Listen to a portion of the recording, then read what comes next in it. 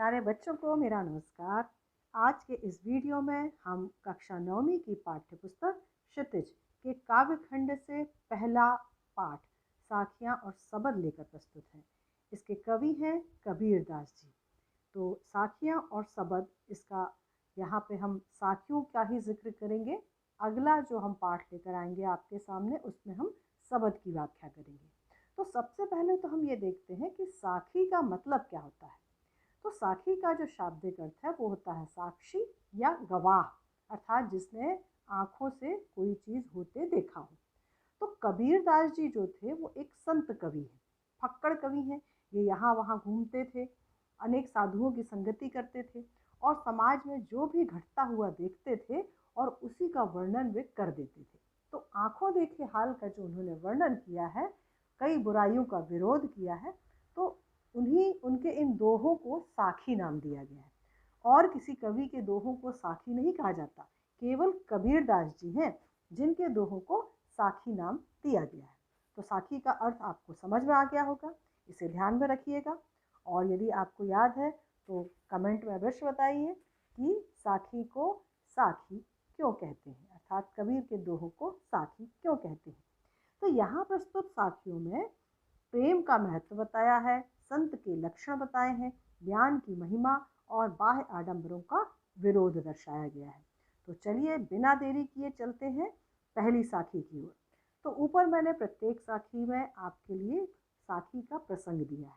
तो जो पहली साखी है, इसका प्रसंग है, इसमें भक्ति का महत्व बताया गया है, अर्थात ईश्वर की भक्ति का महत्व क्या होता है। तो देखिए, इसे इन दोहों को आप गा भी सकते हैं, दोहों को गाना बहुत अच्छा लगता है। तो अगर आप अलग अलग लय बना सकते हैं तो बहुत अच्छी बात है। मैं अपनी लय में गा के सुना देती हूँ। मान सरोवर सुभर जल, हंसा केली कराही, मुक्ता फल मुक्ता चुगै, अब उड़ी अनत न जाहि कबीरा, अब उड़ी अनत न जाहि। बच्चों अवश्य गा के इसको पढ़ने का प्रयास करें, इससे आपको भी मज़ा आएगा और आप में एक लयबद्धता आएगी, आप दोहों को गाना सीखेंगे। और गा के जब हम काव्य को पढ़ते हैं तो उसका मज़ा ही कुछ और होता है। वर्ड मीनिंग आप देख सकते हैं नीचे लाल अक्षरों में जो लिखी है, मान सरोवर। मान सरोवर एक तिब्बत की प्रसिद्ध झील है। कहाँ की झील है? तिब्बत की। इस झील को बहुत ही सुंदर ये झील है और मतलब यहाँ जाना मुझे लगता है हर एक व्यक्ति चाहता होगा, हालांकि कठिन ज़रूर है। तो यहाँ पे कवि ने मान सरोवर का अर्थ लिया है मन रूपी सरोवर। सरोवर यानी तालाब, तो मन को तालाब मान लिया है। सुभर यानी होता है अच्छी तरह, भरा हुआ, जल से भरा हुआ। सुभर जल है तो अच्छी तरह से जल से भरा हुआ। हंसा, हाँ हंस के लिए यूज हुआ है। हंस रूपी आत्मा, आत्मा के लिए यहाँ हंस शब्द का प्रयोग हुआ है। और केली का मतलब होता है खेलना, क्रीड़ा करना। मुक्ता फल मुक्ता चुगै, मुक्ता यानी होता है मोती, चुगै यानी चुगते हैं।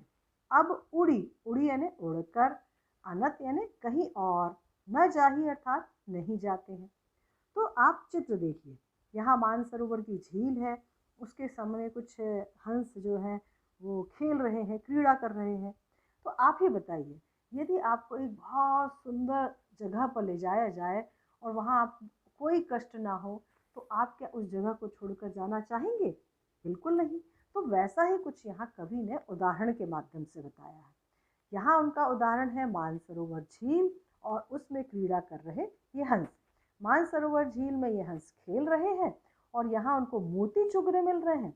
तो इस सुंदर स्थान को, जहाँ उनको पूरा आराम है, पूरी सुंदरता देखने मिल रही है, वो कहीं और उड़ के जाना ही नहीं चाहते। अब इस सरल सी बात को कवि ने उदाहरण के रूप में लिया है और उनकी जो बात है वो है आत्मा की बात। अर्थात आत्मा जो होती है हमारे हृदय में स्थित होती है, मन में स्थित होती है। मन रूपी तालाब में आत्मा क्रीड़ा करती रहती है। तो अब देखिए, मान सरोवर सुभर जल, कवि कह रहे हैं कि मान सरोवर जो है वो अच्छी तरह से जल से भरी हुई झील है। अर्थात कवि का तात्पर्य ये है कि मन रूपी जो सरोवर है वो अच्छी तरह भक्ति भाव से भरा हुआ है। अब यहाँ जल जो है भक्ति भाव का जल है। हंसा केली कराही, और जिस तरह से इस झील में हंस क्रीड़ा करते हैं, खेलते हैं, देख रहे हैं आप चित्र में, तो वैसे ही हमारी आत्मा हमारे मन में विचरण करती रहती है, क्योंकि यहाँ पे भक्ति का जल भरा हुआ है और मन को बहुत शांति मिलती है, मन में बहुत सुकून मिलता है आत्मा को। इसीलिए आत्मा हमारे मन में बहुत प्रसन्न भाव से विचरण करती रहती है। मुक्ता फल मुक्ता चुगे, अब उड़ी अनत न जाही। यहाँ पे उसे मुक्ति रूपी मोती मिलता है। आत्मा क्या चाहती है? मुक्ति। मुक्ति अर्थात हमारा जो जीवन है वो अनेक एक जन्म के बाद हम दूसरा जन्म लेते हैं, दूसरे के बाद तीसरा, तो आत्मा मुक्ति चाहती है, अर्थात वो किसी रूप में जन्म ना ले, मुक्त होकर ईश्वर के पास चले जाए। तो मुक्ता फल मुक्ता चुगे, यहाँ पे हमारी आत्मा को मुक्ति रूपी मोती प्राप्त होता है। उसे यहाँ भक्ति के जल में तैरने मिल रहा है, ईश्वर की भक्ति, भक्ति का महत्व बताया है। तो यहाँ वो मुक्ति रूपी मोती चुगते हैं और इसीलिए वो इस स्थान को छोड़कर कहीं और जाना नहीं चाहती। जैसे जो हंस है वो इस सरोवर को छोड़ के नहीं जाना चाहते, वैसे ही हमारी आत्मा हमारे हृदय को, हमारे मन को छोड़कर कहीं और जाना नहीं चाहती। तो एक बार और देख लें, हमारा मन रूपी जो सरोवर है अच्छी तरह भक्ति भाव से भरा हुआ है। यहाँ आत्मा रूपी हंस खेल रहा है और यहाँ उसे मुक्ति रूपी मोती चुगने मिल रहा है, इसलिए वो इस जगह को छोड़कर कहीं और जाना नहीं चाहता है। तो यहाँ पे कुछ अलंकार भी हैं बच्चों। रूपक अलंकार है मन रूपी सरोवर में, अर्थात मन को यहाँ सरोवर मान लिया गया है। अनुप्रास अलंकार भी है, जिसमें केली कराही, देखिए मैंने अंडरलाइन किया है, का वर्ण की आवृत्ति होती है तो अनुप्रास होता है। अंत्यानुप्रास होता है हर लाइन में जो अंतिम वर्ण मिलते हैं, कराही, जाही, ही, ये अंत में जो अनुप्रास आता है इसको तुकबंदी भी कहते हैं और अंत्यानुप्रास भी कहते हैं। तो चलिए, और यहाँ पे आप ध्यान रखिए, यहाँ कबीरदास की जो भाषा है वो सधुक्कड़ी भाषा या खिचड़ी भाषा कहते हैं इसको। सधुक्कड़ी इसलिए क्योंकि कबीरदास जी ने अनेक साधुओं की संगति की, कोई साधु किसी भाषा को बोलता, कोई साधु किसी भाषा को, तो कबीर जी ने सभी के शब्दों को अपना लिया और इसलिए उनकी भाषा का नाम पड़ गया सधुक्कड़ी या खिचड़ी। जिस तरह से खिचड़ी में हम सारे अनाज मिला देते हैं, वैसे ही कबीर की भाषा में हर भाषा के शब्द मिले हुए हैं, इसलिए खिचड़ी भाषा। तो आपको याद रहेगा। आगे बढ़ते हैं दूसरी साखी की ओर। इस साखी में कवि ने प्रेम का महत्व बताया। नीचे आप चित्र देख रहे हैं, देखिए कितने लोग झूम झूम के नाच रहे हैं, मस्त मज़ा आ रहा है सबको। और जब आप मैं आपसे सवाल पूछती हूँ कि ये बताइए कि यदि हम बुरे लोगों की संगति करते हैं तो हम में भी क्या आ जाती है? बुराइयाँ आ जाती हैं। और यदि हम अच्छे लोगों की संगति करेंगे तो हम में भी अच्छाइयाँ आ जाएंगी। तो वैसा ही कुछ यहाँ पे कवि बता रहे हैं। प्रेमी, प्रेमी अर्थात ईश्वर का भक्त, और विष का अर्थ होता है बुराइयाँ, जहर होता है शाब्दिक अर्थ, किंतु यहाँ बुराइयों से लिया गया है। अमृत, अमृत तो आप सभी जानते हैं, जिसको पी के हम अमर हो जाते हैं। यहाँ अमृत का अर्थ अच्छाइयाँ लिया गया है। तो आइए इसका गान करते हैं। प्रेमी ढूंढत मैं फिरूं, प्रेमी मिले न कोई, प्रेमी को प्रेमी मिले, सब विष अमृत होय, कबीरा सब विष अमृत होय।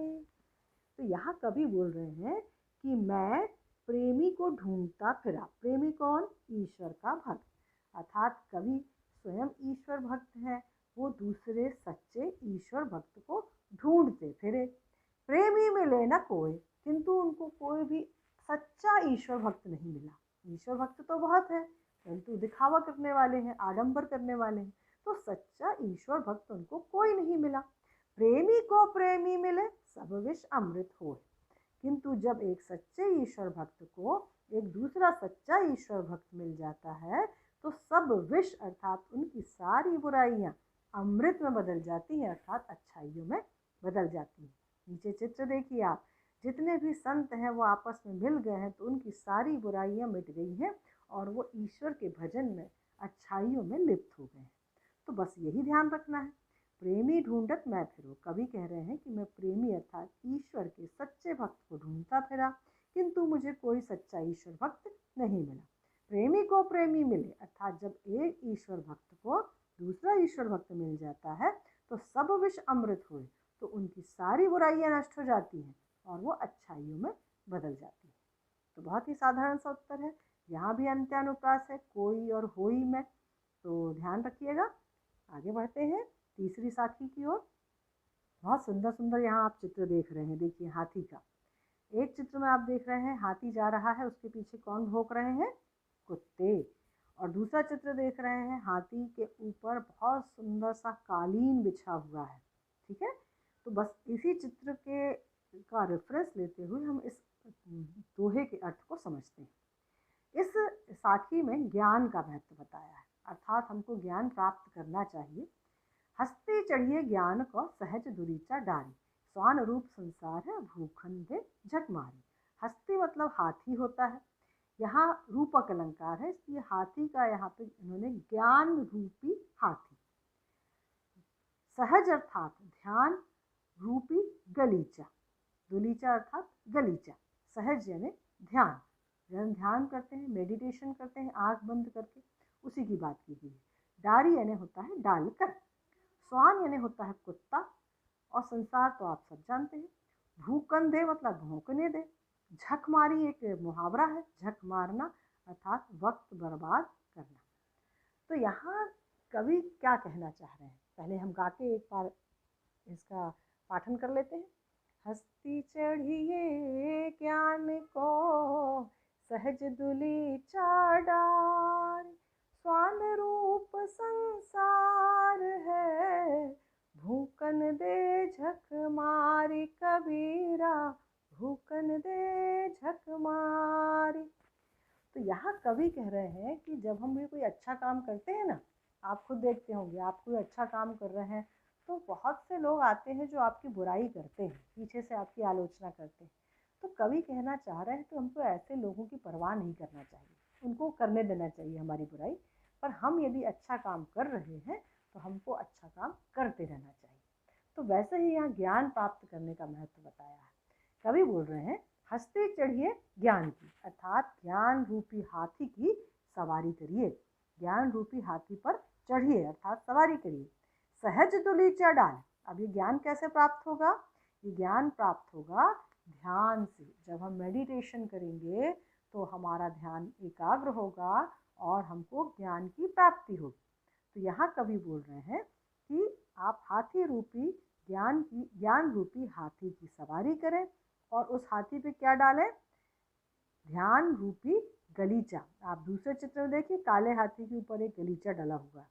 ठीक है, तो यहाँ वो बोल रहे हैं कि जब आप ध्यान में बैठोगे, ध्यान रूपी गलीचा बिछाओगे, उसको डालोगे, तभी आपको ज्ञान प्राप्त होगा और आप ज्ञान रूपी हाथी की सवारी करोगे। स्वान रूप संसार है भूखंडे झक मारी।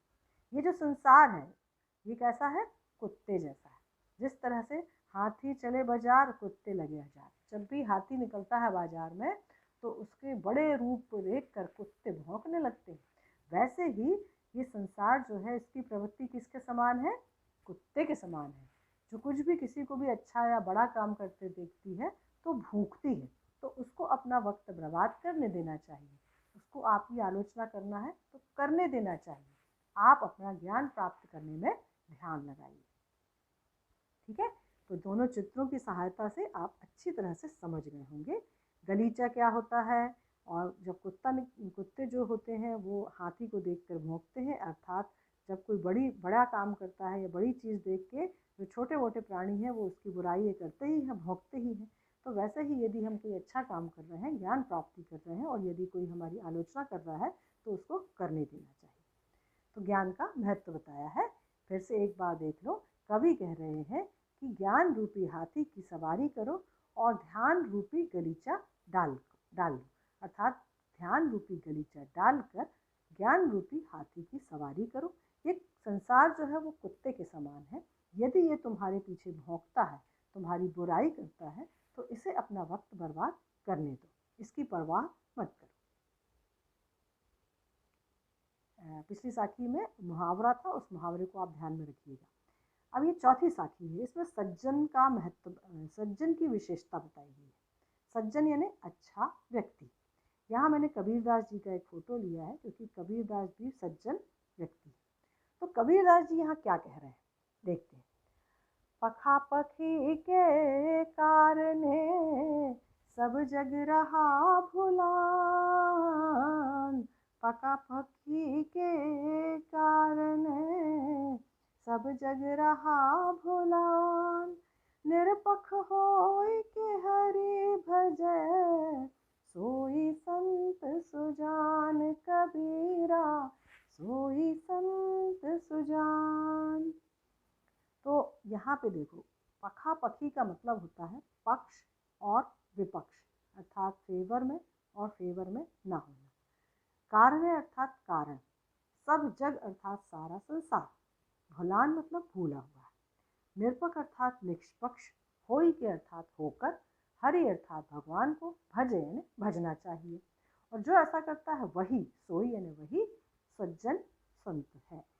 तो यहाँ कवि सज्जनों की विशेषता बता रहे हैं कि सज्जन लोग कौन होते हैं। देखो, जब कबीरदास जी का युग था ना, कबीरदास भक्ति काल के कवि हैं, उस समय हमारे देश में धर्मों के बीच में बहुत भेदभाव था और लोग धर्मों के प्रति बहुत कट्टर भी हुआ करते थे। तो कवि को वही बात पसंद नहीं आई है और इसीलिए उन्होंने यहाँ एक सज्जन व्यक्ति की विशेषता बताते हुए उन धर्म के भेदभावों पर कटाक्ष किया है। तो बोल रहे हैं कि पखा पखी के कारण सब जग रहा भुलान, अर्थात ये जो सारा संसार है ना, वो किस में भूला हुआ है, पक्ष और विपक्ष के। ठीक है, पक्ष और विपक्ष के कारण सारा संसार भूला हुआ है, मतलब असली चीज को भूल गया है। किस चीज का पक्ष विपक्ष, कोई बोलता है हम हिंदू धर्म के पक्ष में है, कोई बोलता है हम मुस्लिम धर्म के पक्ष में। तो ये पक्ष और विपक्ष के कारण सारा संसार असली बात को भूल गया है। अब वो असली बात क्या है, असली बात ये है कि भगवान तो एक ही होते हैं। निरपक्ष होय कि हरि भजे, अर्थात निष्पक्ष होके, बिना किसी धर्म का पक्ष लिए, निष्पक्ष होके यदि एक ईश्वर को भजोगे तो वही संत सज्जन होगा, अर्थात वही सज्जन संत कहलाएगा। तो सज्जन की विशेषता क्या है, जो निष्पक्ष होके एक ईश्वर का भजन करे, पक्ष विपक्ष में ना पड़े, वही सच्चा संत होता है। तो एक बार और देखिए, कवि बोल रहे हैं कि ये सारा संसार विभिन्न धर्मों के पक्ष और विपक्ष के कारण असली बात को भूला हुआ है, किंतु वही सच्चा संत होता है जो निष्पक्ष होकर एक ईश्वर को भजता है, आराधना करता है।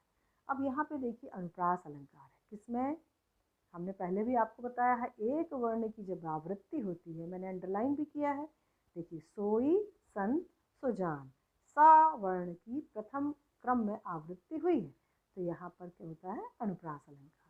भुलान और सुजान ये अंत्य अनुप्रास है।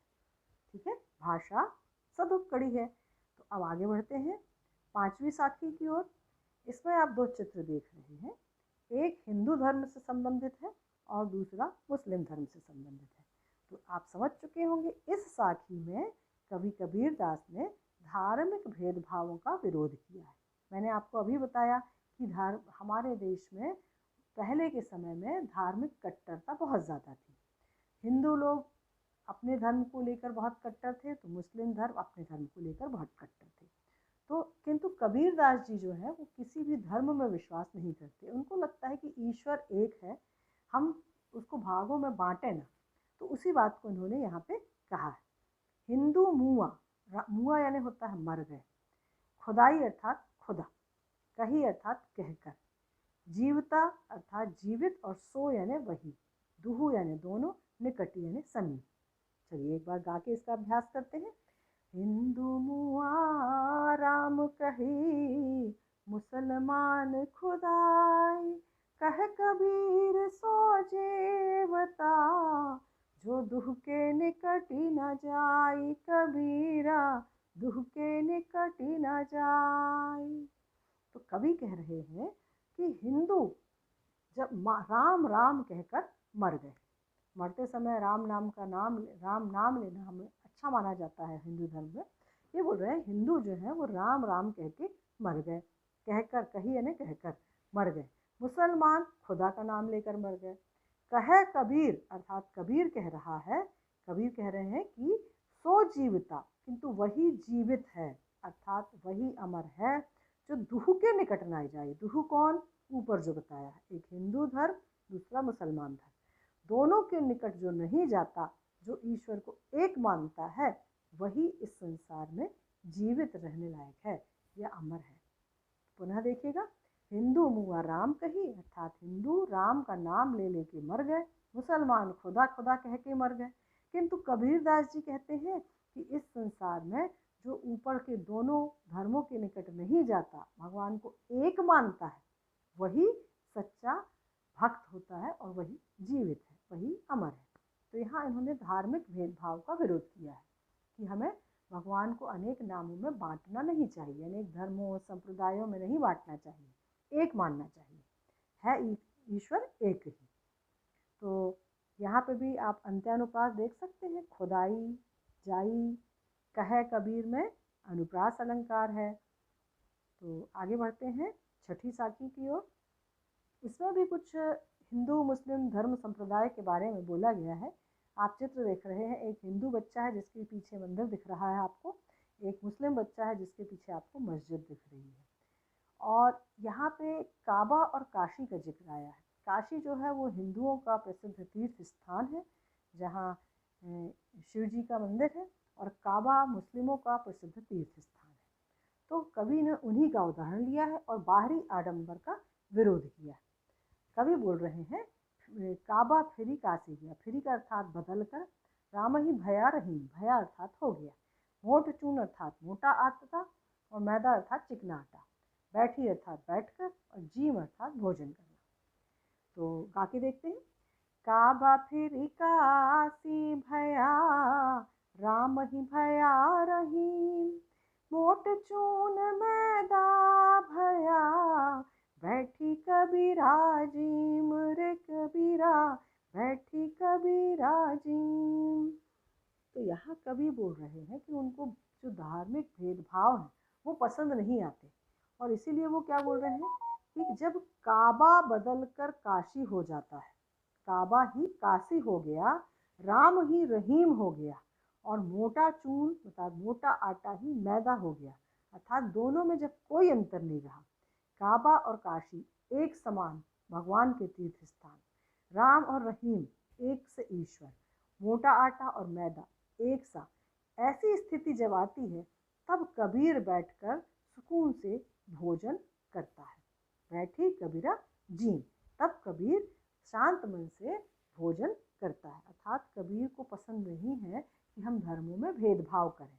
अब यहाँ चित्र देख रहे हो आप, हिंदू और मुस्लिम बच्चा दोनों कितने अच्छे से गले में हाथ डालकर मिलकर चल रहे हैं। बस वैसा ही कुछ कबीर चाहते हैं।